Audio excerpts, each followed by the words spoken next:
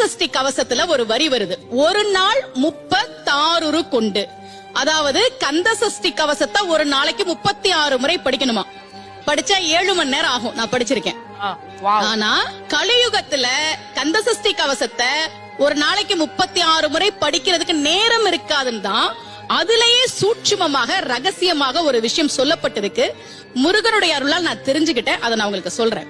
ரவண பவச ரரரரரரரா ரிவன பவச ரிரிரிரிரிரி, இதுக்கெல்லாம் என்ன அர்த்தம் நான் தேடி தேடி தேடி முருகன் அருளால் தெரிஞ்சுக்கிட்டேன். சரவண பவ முருகனுக்கான மந்திரம். இத 6 முறை சொல்லணும்.